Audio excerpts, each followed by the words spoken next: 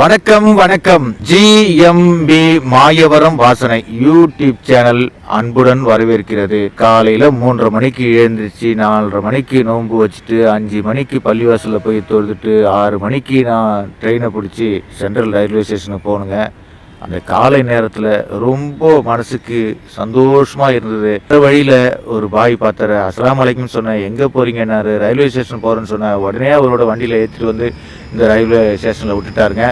Miraz sir திரு ராமூர்த்தி அவர்களின் உடல்நிலை பாதிக்கப்பட்டு ராஜீவ்காந்தி மருத்துவமனையில் இன்னைக்கு எம்ஆர்ஐ ஸ்கேன் எடுக்கணும். அதுக்காக வந்து ரயில்வே ஸ்டேஷனில் வந்து காத்திருந்தேன். ரயில் அப்படியே வந்ததுங்க. இந்த காலை நேரத்தில் அப்படியே கண்கொள்ளா காட்சியாக கலகலகலன்னு எங்கே பார்த்தாலும் லைட்டு வெளிச்சம் அப்படியே சிறப்பான ஒரு பயணமாக அமையுதுங்க. இங்கே வருகின்ற அனைத்து உறவுகளும் அனைத்து நண்பர்களும் ஜாதி மதம் சொந்த பந்தம் காசு பணம் எதுவுமே பார்க்கறது இல்லைங்க. ஏறுனா ஏசி இறங்குனா ஏசி. அந்த ரயில் பயணங்கிறது வந்து மிகவும் எளிமையான பயணமாக மிகவும் சிறப்பான பயணமாக. கோயம்பேட்டிலேருந்து சென்ட்ரல் ரயில்வே ஸ்டேஷன் போகிறதுக்கு 30 ரூபா தாங்க டிக்கெட்டு. டிராஃபிக் போலீஸ் கிடையாது, சிக்னல் கிடையாது, அடிக்கிற வெயில் கொளுத்துற வெயிலில் தவிக்க வேண்டிய கிடையாது. காலையில் எழுந்திரிச்சு அப்படியே சுறுசுறுப்பாக ஒவ்வொரு மனிதர்களும் வெளிநாட்டிலேருந்து வரவங்க எல்லாருமே மாநிலத்துக்கு போகிறவங்க எல்லாருமே வந்து ஃப்ளைட்லேருந்து இறங்கி அதை பாருங்கள், பெட்டி ஃபுல்லாக பணம் இருக்கா இல்லை மனசு இருக்கா தெரியாது. இருந்தாலும் இப்படிப்பட்ட நிகழ்வுகள் இப்படிப்பட்ட காட்சிகளை வந்து நான் இந்த ஜிஎம்பி மாயவரம் வாசனை யூடியூப் சேனலில் போடுறதுல மிகவும் சந்தோஷப்படுறேன். ரயிலை பார்த்தீங்கன்னா இது பார்த்தீங்கன்னா நம்ம பூந்தமல்லி ஐரோடு அப்படியே எப்படி இருப்பாருங்க, கலகலகலன்னு அப்படியே ஜொலிக்குதுங்க. இந்த காலை நேரத்தில் அந்த சூரியன் உதயமாவதுக்கு முன்னாடி இரவு நம்மளை விட்டு விலகிறதுக்கு முன்னாடி அந்த காலை நேரம் நம்மளை வந்து வரவேற்குது. அவ்வளோ அற்புதமான காட்சிகளாக நம்ம வந்து கண்டு பல நாளாக இதை பார்த்து ரசித்து இன்னைக்கு நான் வீடியோ எடுத்திருக்கேன். சிலருக்கு பிடிக்கும் சிலருக்கு பிடிக்காதுங்கிறதுலாம் கிடையாதுங்க. எல்லாருக்குமே பிடிக்கும் இந்த வீடியோவை. கண்டிப்பாக நீங்கள் சப்ஸ்கிரைப் பண்ணுங்க, ஷேர் பண்ணுங்க, கமெண்ட் பண்ணுங்க. என்கிட்ட என்ன திறமை இருக்கோ அந்த திறமையை வெளிப்படுத்தி இந்த மாயவரம் வாசனை ஜிஎம்பி யூடியூப் சேனலை நடத்திக்கிட்டு வரேன். பல பிரச்சனைகளை சந்தித்தால் கூட இந்த மாதிரி நிகழ்வுகளை நம்ம வர்ணிச்சே ஆகணுங்க. காலை கதிரவன் கண் விழிக்கும் நிலை கண்கொள்ளா காட்சியாக இந்த நிலை ஒவ்வொரு மனிதனுக்கும் பற்றி யோசிக்க வேண்டும். இங்கே ஜாதி மதம் கிடையாது, ஏற்றத்தாழ்வு கிடையாது. அவரவர் வேலையை அவரவர்கள் செய்யும் இந்த இடம்தான் இந்த மெட்ரோ ரயில். மெட்ரோ ரயிலை பொறுத்தளவுக்கு சென்னைக்கு வரப்பிரசாதங்க. ஏன்னு கேட்டிங்கன்னா சென்னை வாசிகள் எப்படியெல்லாம் கஷ்டப்பட்டு அந்த டிராஃபிக்கில் போலீஸ் கெடுபிடிகள் அக்கிரமங்கள் இதையெல்லாம் பார்க்கும்போது நமக்கு என்னவோ தோணுதுங்க. இந்த ஊரில் தான் இருக்கிறோமா, நம்ம ஊர் தானா இது, நம்ம தமிழ்நாட்டுக்குள்ளே தான் வாடுறோமா, இவ்வளோ அராஜகம் பண்ணுறாங்க. இந்த ரயில்வே ஸ்டேஷன் வந்து பாருங்கள், அப்படி ஒரு அழகான அழகு. அதாவது ஏர்போர்ட்டில் பல நாள் உங்களுக்கு வீடியோ எடுத்து போட்டிருப்பேன்.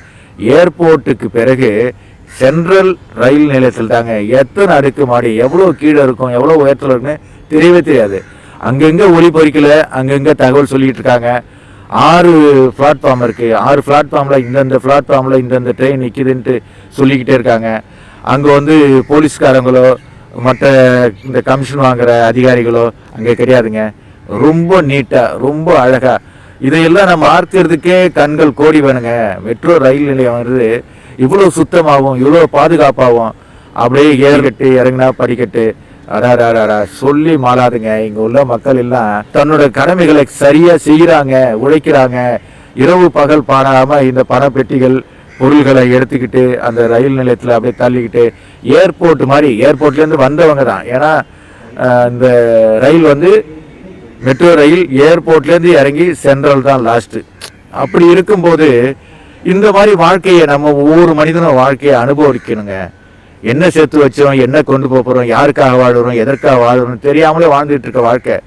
எத்தனையோ நோய் நொடிகள், எத்தனையோ பிரச்சனைகள், எத்தனையோ வாழ்க்கையில் வந்து கஷ்ட நஷ்டங்களை துன்பங்களை துயரங்களை அனைத்தையும் கழிச்சு நம்ம இந்த படியில் ஏறுறோம். எனக்கு மிகவும் சந்தோஷமாக இருந்தது. ஏன்னா அந்த காலை நேரத்தில் நம்ம கிராமத்தில் தான் வந்து அந்த அறுப்பை இருக்கிறது, அந்த நெல் விதை, அந்த விளைச்சல், விவசாயிகள் வேலை செய்யுது, இதையெல்லாம் பார்த்து ரசித்தோம். ஆனால் சென்னைக்குள்ளே இப்படி ஒரு சந்தோஷமான நிகழ்ச்சி, இப்படி ஒரு அழகான ஒரு மெட்ரோ ரயில் நிர்வாகங்கள் இதையெல்லாம் பார்க்கும்போது அவங்களோட கட்டுப்பாடு, அவங்களோட நெறிமுறைகள் அவங்க டியூன் பண்ணி வச்சுட்டாங்க.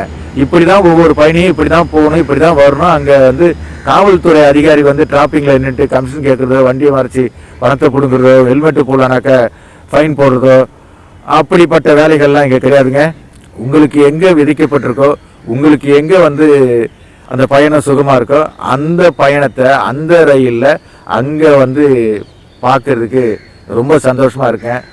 நான் வந்து பல நேரங்களில் சொல்லியிருக்கேன், பல விஷயங்களை சொல்லிக்கிட்டு வரேன். ஆனா யாருமே இந்த சேனலை நீங்க பார்க்கறது கிடையாது. இந்த தகவல் எல்லாம் ஏற்கனவே பெரிய பெரிய டிவி சேனல்கள், பெரிய பெரிய நியூஸ் சேனல்கள்லாம் சொல்லியிருப்பாங்க. ஆனா இப்போது இன்றைய நிலைவரம், இன்றைக்கு வந்து பாத்தீங்கன்னா இந்த ரயில் நிலையம் எவ்வளோ அழகா இருக்கு பாருங்க.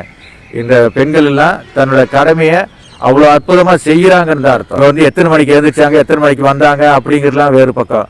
ஆனா இது பாத்தீங்களா, அப்படியே காலியா இருக்கு. காலை நேர பயணம்ங்கிறனால காலியா இருக்கு.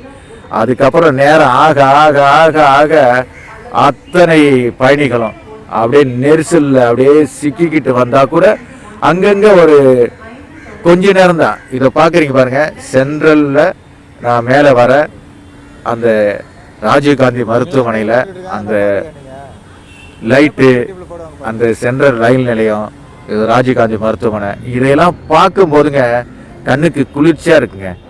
அவங்கவுங்க வேலையை பார்க்குறாங்க. இதோ ஒரு பாட்டி எத்தனை மணிக்கு எழுந்திரிச்சா இங்கே வந்து பூக்கடை வச்சுருக்கணும்னு யோசிச்சு பாருங்க. அந்த பாட்டிக்கு என்ன தேவை? 3 வேளை சாப்பாடு, 4 வேளை டீ, அவ்வளோதான். அதுக்கு தன்னோட குடும்பத்தை காப்பாற்றணும், தன்னோட பேர பிள்ளைங்களை காப்பாற்றணும், தன்னோட மகனோ இல்லை புருஷனோ, ஆக மொத்தம் அது வேலை செஞ்சு 10 ரூபா சம்பாதிக்கணும் அப்படிங்கிற எண்ணத்தில் காலையிலே வந்து இங்கே பூ கட்டிட்டு உட்காந்துருக்கு. அந்த பாட்டிக்காவது ஒரு லைக்கை போடுங்க, இந்த பாட்டிக்காவது ஒரு கமெண்ட் பண்ணுங்க. ஏன்னு கேட்டிங்கன்னா இப்படிப்பட்ட ஜீவன்கள் இந்த சென்னை நகரில் ஒவ்வொரு நாளும் வாழ்ந்துக்கிட்டு ஒவ்வொரு நாளும் தன்னோட வேலைகளை செஞ்சுக்கிட்டு தான் இருக்காங்க. சுறுசுறுப்பாக இருக்காங்க, சோம்பேறித்தனமா இல்லை. எத்தனையோ பேர் இளைஞர்கள் வந்து வேலை இல்லை நான் கஷ்டப்படுறேன் அப்படி சொல்லிட்டு இருக்காங்க. ஆனால் என்னோட வயசான காலத்தில் இந்த யூடியூப்பை நடத்தி யூடியூப் மூலமாக ஏதாவது நம்ம சம்பாதிக்கணுங்கிற எண்ணத்தை தான் என்னோட திறமைகளெல்லாம் இதில் நான் உழைச்சிக்கிட்டு இருக்கேங்க. இந்த உழைப்புங்கிறது வந்து எந்த காலத்திலையும் எந்த வயசுலையும் உழைக்கலாம்.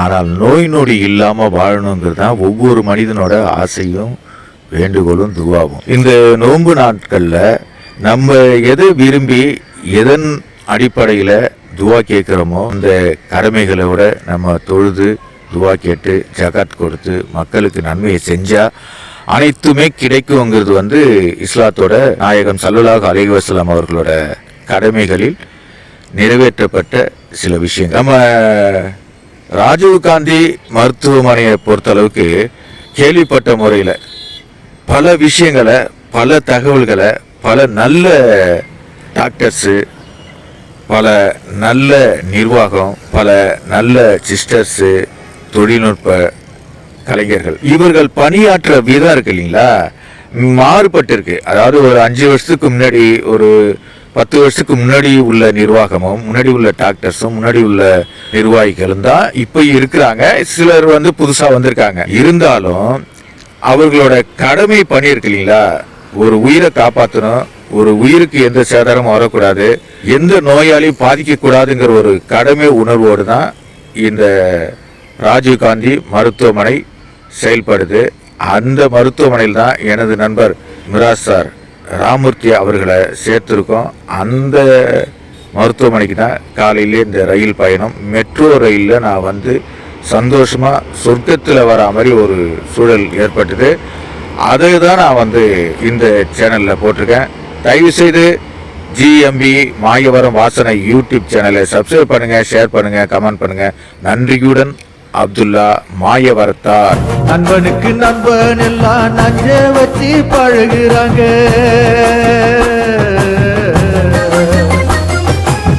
நலத்துக்குடி சொந்தம் எல்லாம் நான் கூச வெய்யிறாங்க. ஆத்து மணல் தோண்டி விட்டு ஏரியில வீடு கட்டி